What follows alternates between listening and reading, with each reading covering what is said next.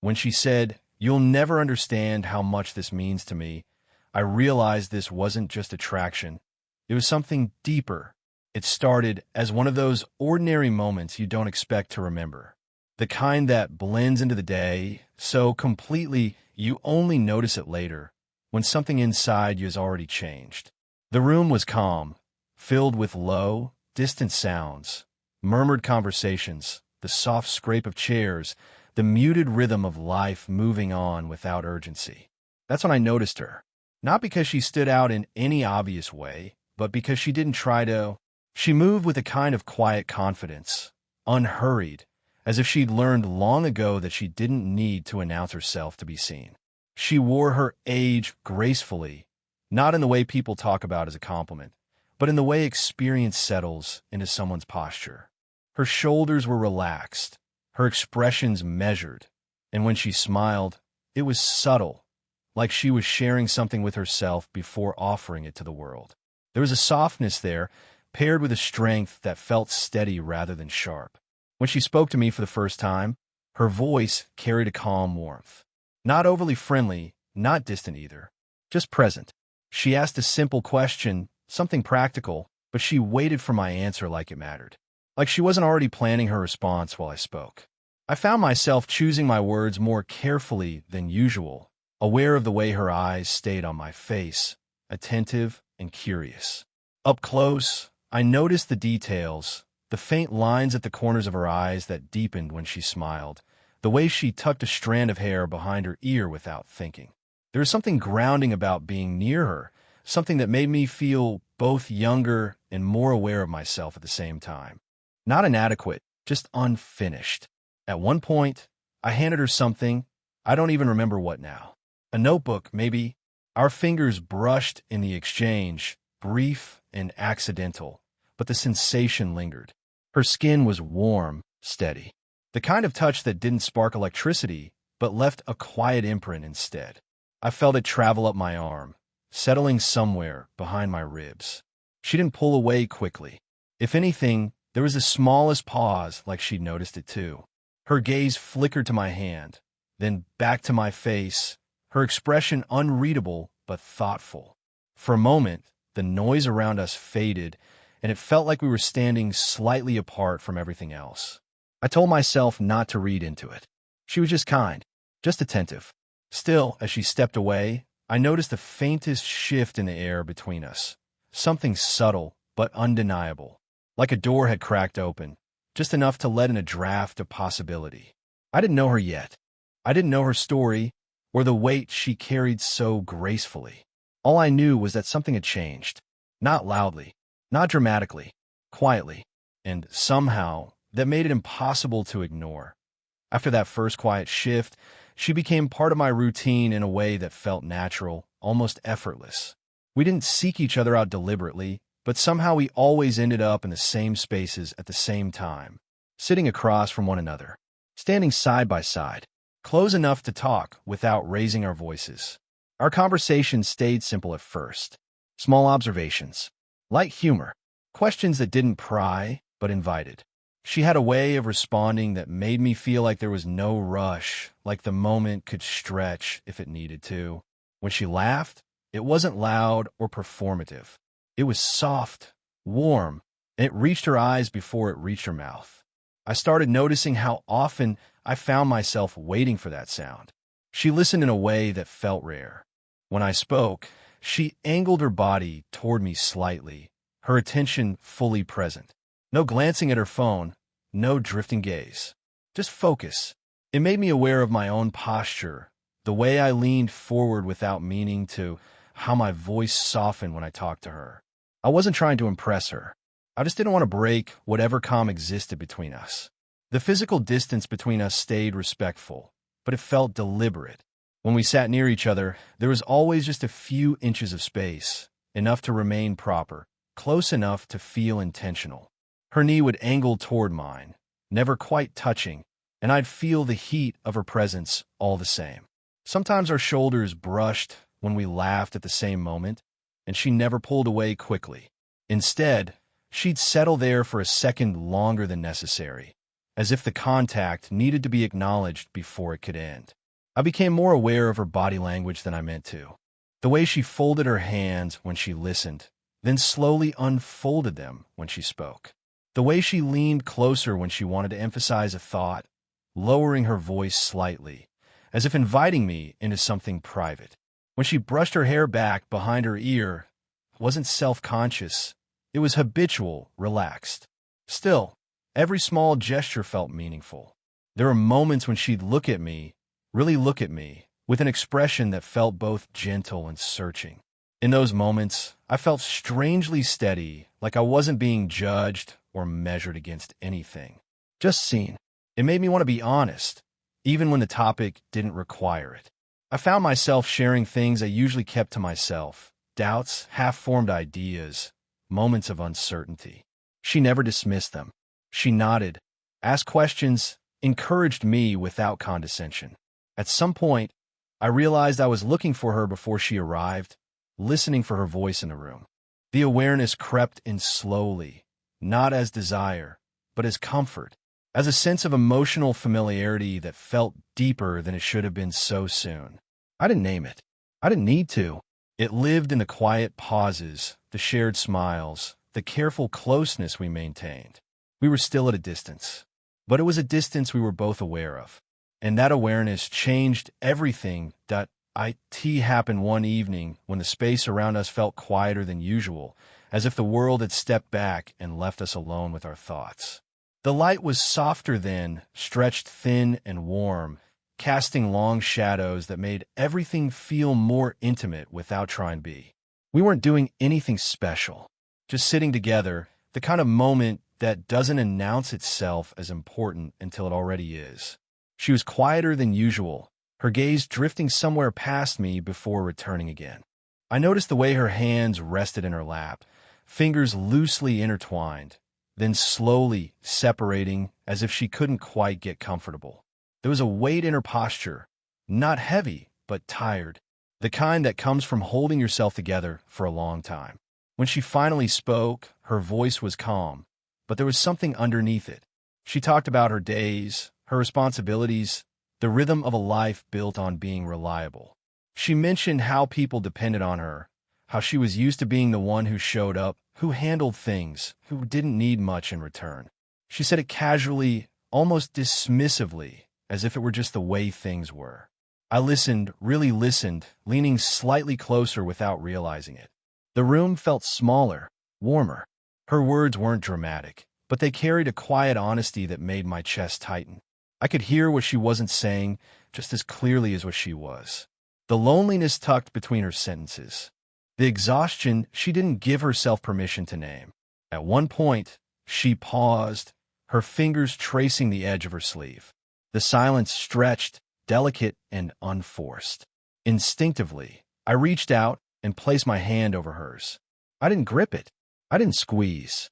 I just rested my palm against the back of her hand, letting the warmth speak for itself.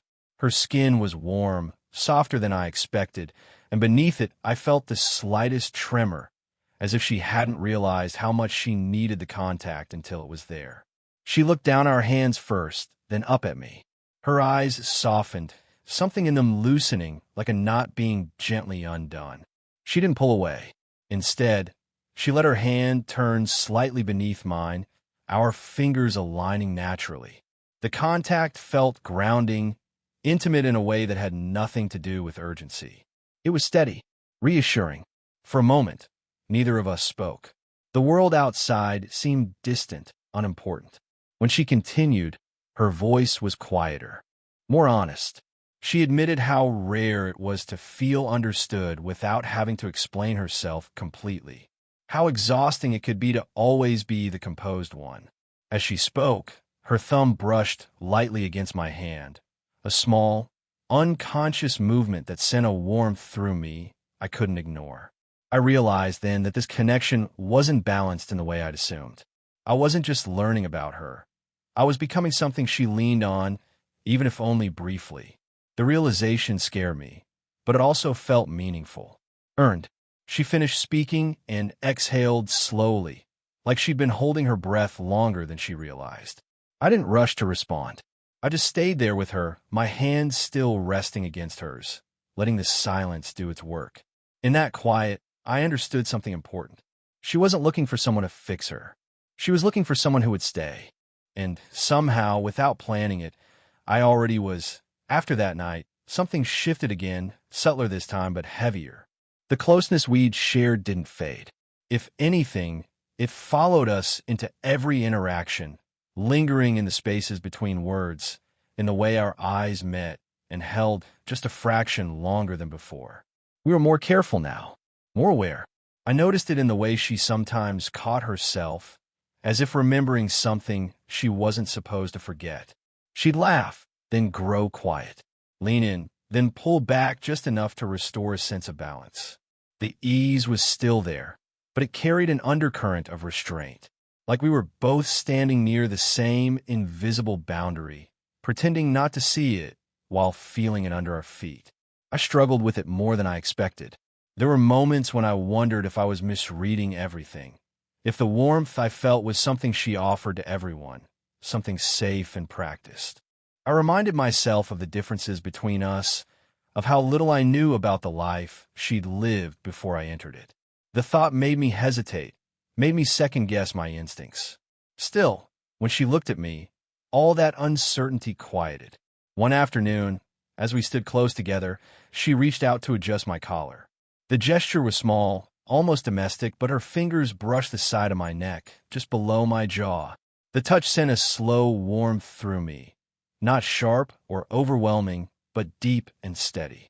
Her hand lingered there for a second longer than necessary. I felt her hesitate before pulling back, her fingers curling slightly as if she hadn't meant to let go so soon. She met my eyes then, her expression unreadable, searching. I wondered what she saw. Someone too young, maybe. Someone she shouldn't be standing this close to. Or maybe someone who felt safe in a way she hadn't expected. I didn't move. I let the moment exist without trying to shape it. That restraint felt important, like a quiet promise I didn't know how to articulate yet. The world around us seemed suddenly louder, full of people and opinions that hadn't mattered before. I became more conscious of how we might look to others, of the subtle glances we could invite without meaning to. She noticed it too. Sometimes her shoulders would tense slightly when someone passed nearby, only relaxing again when we were alone. Despite that, there were moments she couldn't help herself. She'd sit closer than necessary, her arm brushing mine. Or she'd lean in to speak softly, her breath warm against my ear, leaving me perfectly still, afraid to shift and break the fragile closeness. Each time, she'd pull back eventually, reclaiming that careful distance we both pretended was enough. I realized then that the tension between us wasn't just about attraction.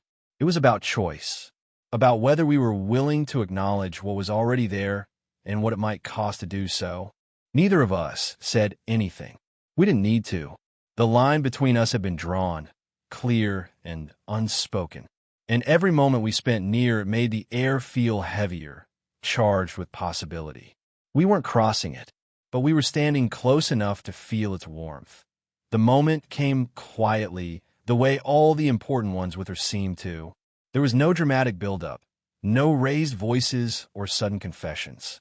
Just the two of us in a familiar space, the air calm, the day easing into evening. The light had softened again, wrapping everything in warm tones that made the room feel smaller, more private. We've been talking for a while, about nothing in particular. Small reflections, half smiles, the kind of conversation that drifts naturally when there's no pressure to fill the silence. Then she grew still. I noticed it in the way her shoulders settled, in the way her gaze dropped briefly before returning to mine. She took a slow breath, as if gathering something she'd been holding close.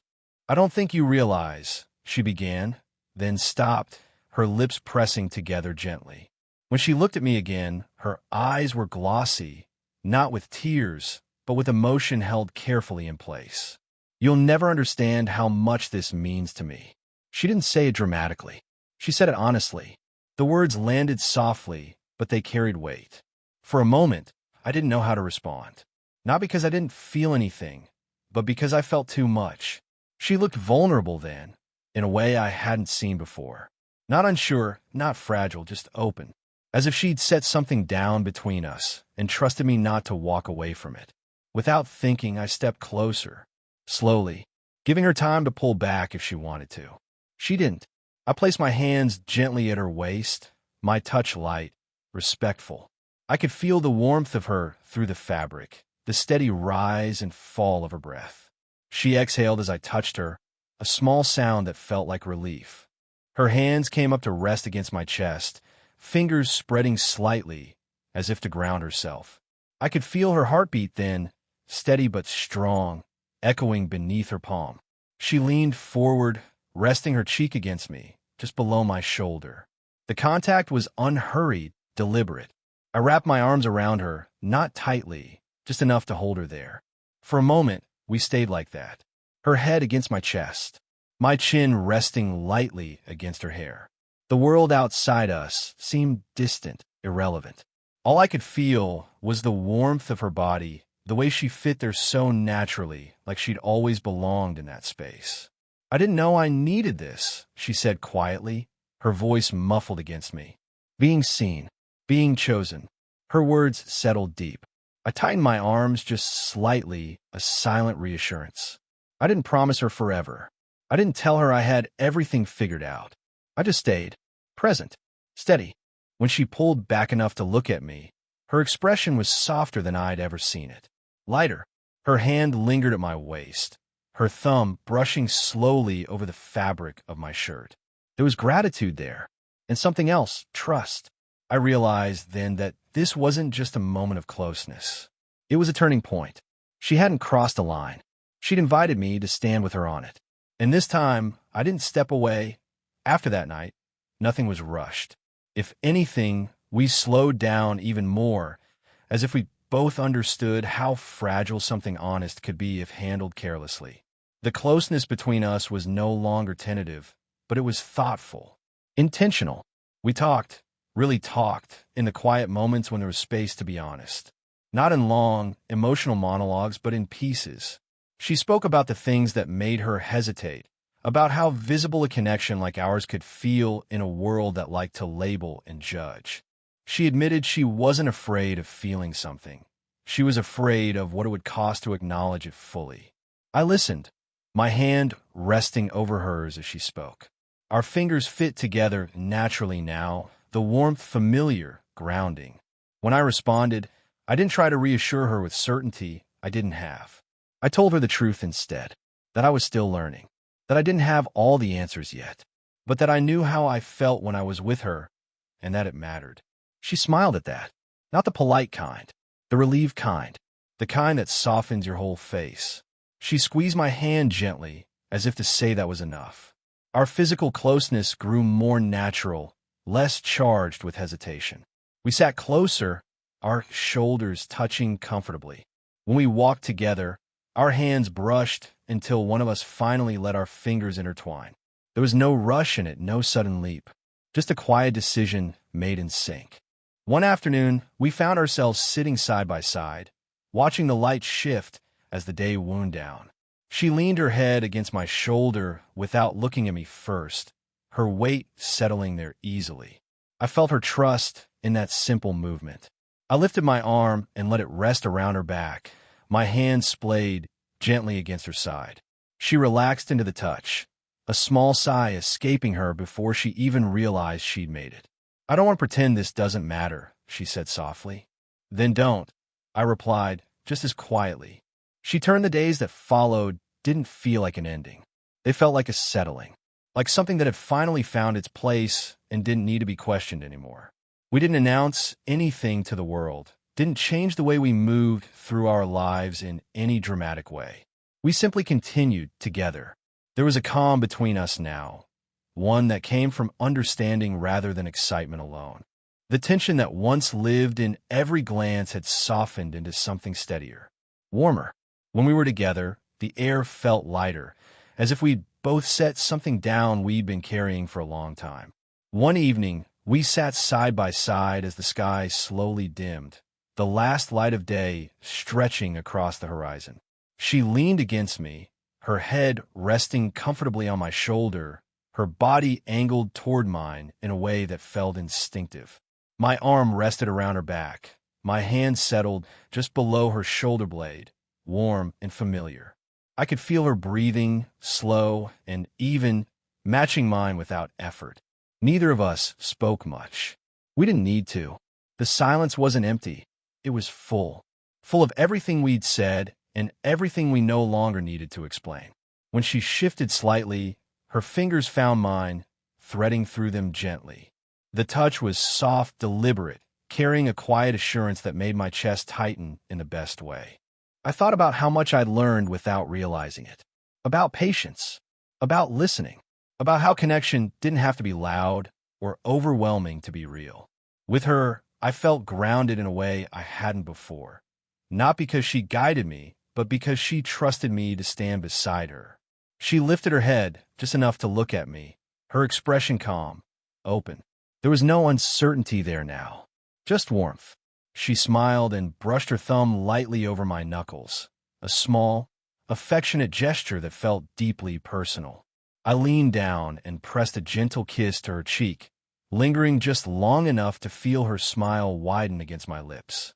She let out a soft laugh, resting her head back on my shoulder, her body fitting into mine as if it had always known how. I held her a little closer, feeling the quiet strength beneath her softness, the steadiness she offered without ever demanding anything in return. As the evening deepened, I realized this wasn't a story about crossing boundaries or defying expectations. It was about two people meeting each other honestly, in the space where experience and possibility overlapped. She squeezed my hand once, a silent acknowledgement of everything we'd chosen. And in that simple gesture, I knew this wasn't the end of something. It was the beginning, slow, warm, and real.